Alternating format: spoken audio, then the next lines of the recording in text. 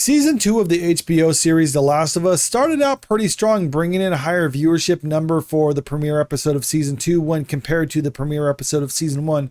That means a lot of people might not have been on board with Season 1 when it first premiered, but as time went on, through word of mouth, more people decided to check it out. So when Season 2 rolled around, there was more people excited to watch it, and that's why you got a bigger viewership number for the premiere episode of Season 2. Of course, it seems like that victory was sort of short-lived for this, because when the finale of Season 2 rolled around, you didn't get the same comparison with Season 1. In fact, according to this article right here from The Wrap, The Last of Us Season 2 finale viewership down 55% from Season 1. Now, even though, like I said, Season 2 started out pretty strong, it seems like the finale for Season 2 was less than what we saw for the finale of Season 1 when reporting for the same time period. HBO's The Last of Us Season 2 finale aired to half the audience that tuned into Season 1 finale of the video game adaptation, as Sunday season closer saw 3.7 million cross-platform viewers. That's down 55% from the Season 1 finale, which scored 8.2 million cross-platform viewers, then an impressive feat given that it aired opposite the Oscars. Well, I mean, I don't know if it's necessarily that impressive because a lot of people don't care about the Oscars, but I think last year's Oscars was a little bit higher than, well, actually, no. For the one that March of 23, when this Season 1 finale came out, the Oscars were pretty low rated on there. So I don't necessarily think it's that impressive that it was able to beat it, but still, it was able to beat the Oscars on that night, got 8.2 million cross-platform viewers. Meanwhile, the season finale of Season 2 was only able to bring in 3.7 million cross-platform viewers for the same reporting period. Season 2 premiered to 5.3 million cross-platform viewers. So when they're saying it premiered to 5.3 million and it ended with 3.7 million, that means there's going to be some drop-off. Now, that's not necessarily the most unusual thing for a show like this, and having a drop off of roughly 30% is kind of what I'm getting at here. That's not the most unusual thing, but still, you would obviously prefer it if you're working on this show to grow your audience as the season goes around, but it looks like they didn't do that with this one. Not an be-all, end-all of it or anything like that, but still, it's not good. HBO cautions that The Last of Us Season 2 finale viewership is expected to grow due to low tune-ins on the holiday weekend, and stressed that the franchise overall has seen 90 million viewers since Season 1 ended. Season 2 is tallying nearly 37 million global viewers per episode. Now, this kind of confused me when I first read it. I had to really look into it a little bit on other sources as well, because when they're saying The Last of Us has generated 90 million viewers since Season 1 ended. So March of 23, when Season 1 ended, they say it's The Last of Us as a franchise right here. Like it said, the franchise overall has generated. So they say it's generated 90 million viewers, but then they're also saying Season 2 is averaging 37 million per episode. So I was wondering, like, well, how does that make sense? You can't say that this whole season has generated 37 million per episode while the whole franchise has generated 90 million viewers. So that's what I was looking into on this one.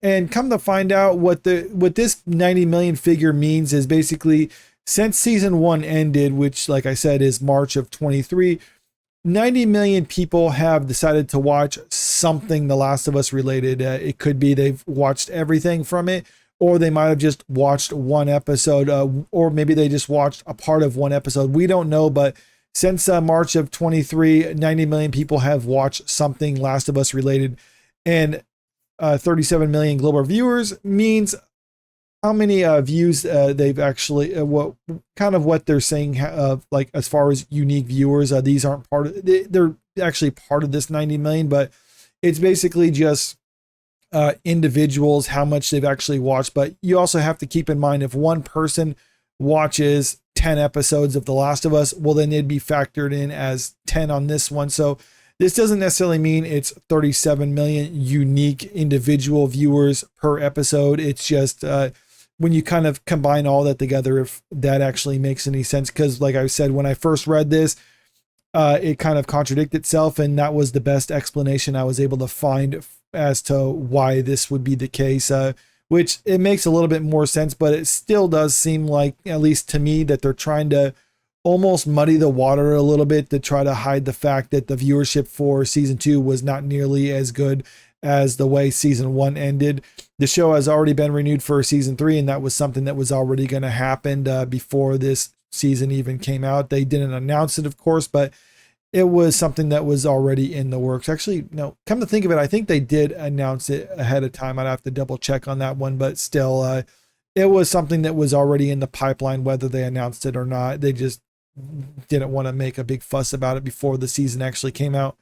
Season 2 shocked many viewers, but not gamers, by killing off Pedro Pascal's protagonist Joel in the second episode, switching lead characters to Bella Ramsey's Ellie for the rest of the season. This storyline mirrored what happened in the games, a move that drilled down the themes of grief-driven revenge, but still proved challenging for some who were attached to Joel. And it's because of that decision why I think the viewership for season 2 has declined. You can almost see this reflected in the audience scores on sites like Rotten Tomatoes. Take a look at season 2, and you can see it has a 39% for audiences, and that's way down from the 86% that we saw for season 1. Now, some media outlets are trying to defend this show by saying like, oh, this is just the result of review bombing because a lot of people didn't like the games or what they did with the games, so they were review bombing it. But the games came out 5 years ago, or part 2 of the games came out 5 years ago. So I think if people were upset about that they're going to review bomb it, then I think it stands to reason that they would have done that for season 1.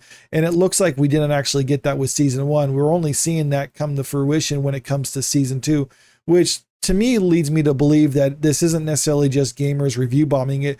This is the audience who aren't happy with it. And it makes sense too, because a lot of gamers loved the first game and they hated what they did with the second game. And as a result, the audience score for the second game was significantly lower than what we saw with the first one.